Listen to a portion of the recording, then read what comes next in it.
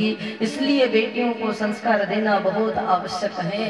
इन बेटियों से कहो कि बेटियां जो होती है ना, वो दोनों कुलों को उजागर करने वाली होती है, उजला करने वाली होती है। पुत्री पवित्र किए कुल दो, पुत्री अगर अच्छी है तो दोनों कुलों का उद्धार हो जाता है, दोनों कुलों को पवित्र कर देती है। वो बेटियां क्या क्या नहीं कर रही है।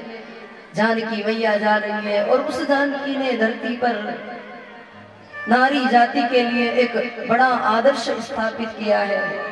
नारियां तलवार की धार पर चढ़ जाएगी उस जानकी का नाम लेकर के। जिस जानकी मैया ने बंदर के चित्रों को देख करके दीवार पर बने हुए बंदर के चित्र देख लेती थी, वो जानकी डर जाती थी। इतनी नाजुक जानकी कभी मखमल के बिस्तर से नीचे पैर नहीं रखा। वो जानकी प्रभु श्री राम के साथ में 14 वर्ष वनवास में जाकर काटती है नंगे पैरों से। ये आदर्श है नारी जाति के लिए।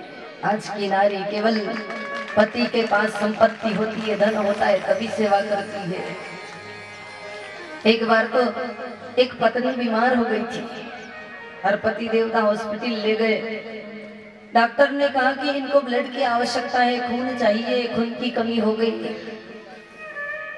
तो जैसे ही डॉक्टर ने कहा कि खून चाहिए तो उसके पति ने कहा कि ठीक है, मेरा ग्रुप चेक कर लीजिए, क्या इसका मेरा ग्रुप एक मिल रहा है।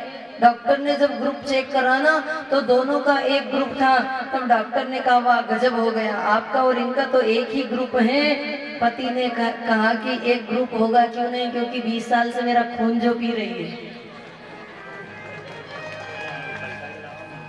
पति देवताओं को सुख पहुंचाओ, क्योंकि पति की सेवा करना आपका परम धर्म है। सास ससुर की सेवा, जन्म देने वाली माँ से भी बड़ा कोई दर्जा है तो वो है सास माता का दर्जा। ये बात जरूर याद रखना। और उन माता पिता को जिनको छोड़कर आई हो उनकी ओर ध्यान कम रखना, अपने ससुराल की ओर ज्यादा ध्यान रखना। पर ये नारी के अंदर ममता होती है। पताका फहरा रहा था वहां, पुलिस वालों ने गोली चला दी, उसका सीना छलनी हो गया। पताका तो उसने फहराई, वो धरती पर नीचे गिर गया। माँ रोने लगी है, उसका दूसरा भाई आता है, वो भी जाकर के वहाँ राम के लिए उस मंदिर पर पताका फहरा देता है। और जैसे ही पताका फहराई कि फिर पुलिस वालों ने गोलियां चलाई और उसका सीना छलनी छलनी होकर वो भी नीचे गिर पड़ा। माँ रो रही थी। किसी मीडिया कर्मी ने आकर पूछा, माँ तेरे लाल को तो इन साधु संतों ने कुर्बान करा दिया, तेरे बुढ़ापे का सहारा क्या है। उस माँ ने कहा, अरे आज के बाद कभी ऐसी बात मत करना, मैं अपने भाग्य को कोस रही हूँ। अगर मेरे 10 और लाल होते तो उनको भी मैं राम के लिए, राष्ट्र के लिए समर्पित कर देती। ये नारियां धरती पर आकर के उन बेटों को जन्म देती है। वो बेटे आकर राम के लिए, पुत्रवती जुबती जग सोई, रघुवर भगत जासु सुत होई। पुत्रवती तो वही माँ है जिसका बेटा भगवान श्री राम का प्रेमी है, जो राष्ट्र का प्रेमी है, जो माता पिता की सेवा करता है। अन्यथा उन माताओं ने बेटों को जन्म दिया पर वो बांझ के समान है।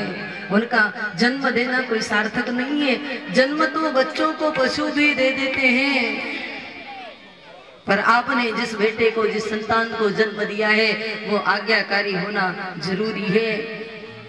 सुन जननी सोई सुत बड़ भागी, जो पितु मात वचन अनुरागी। तनय मातु पितु